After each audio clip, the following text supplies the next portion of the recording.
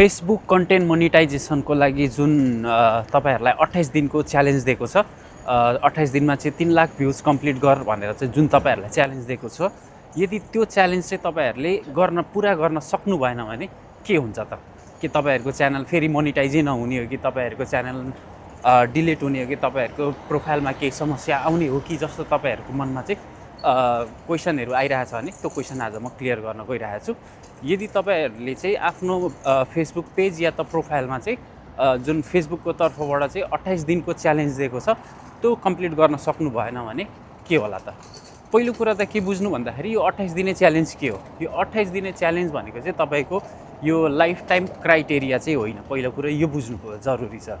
यो 28 दिने च्यालेन्ज भनेको तपाईहरुलाई यो जस्ट एउटा च्यालेन्ज दिएको हो, यति दिन भित्रमा चाहिँ तैले यति भ्युज कम्प्लिट गर भनेर जस्ट च्यालेन्ज दिएको हो। यो कुनै क्राइटेरिया होइन र तपाईहरुले यो कम्प्लिट गरिसकेपछि पनि गरिसक्नु भयो भने पनि तपाईलाई मोनिटाइज दिइहाल्ने हैन। यसमा अझै पनि तपाईले कन्टेन्ट मोनिटाइजेसनको त्यो क्राइटेरियामा तल गएर हेर्नु भने इन्भाइट ओन्ली भनेरै देखाइरहेछ। भन्नुको मतलब चाहिँ तपाईले त्यो 3 लाख भ्युज कम्प्लिट गर्नुभयो भने पनि केही ग्यारेन्टी चाहिँ छैन कि तपाईहरुले कन्टेन्ट मोनिटाइजेसन पाइहाल्नुहुन्छ भनेर। त्यसको लागि पनि तपाईहरुले वेट गर्नै पर्ने हुन्छ।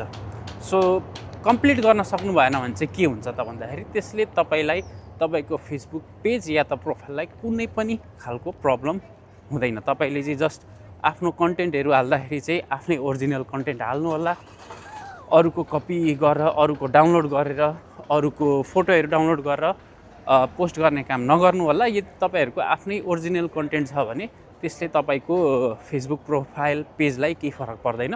यदि तपाईले त्यो च्यालेन्ज कम्प्लिट गर्न सक्नु भएन भने तपाईलाई फेरि अर्को एउटा च्यालेन्ज दिन्छ, चाहे त्यो फलोअर्सको लागि होस्, चाहे त्यो चाहिँ भ्युजको लागि होस्।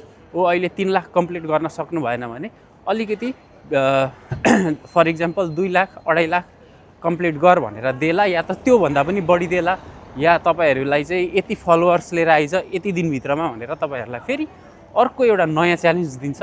तर तपाईले त्यो कम्प्लिट गर्न सक्नु भएन भने चाहिँ तपाईहरुलाई त्यसले केही फरक पर्दैन। सो कन्टेन्ट बनाउँदै गर्नु होला, कन्टेन्ट बनाएर हाल्दै गर्नु होला। Thank you.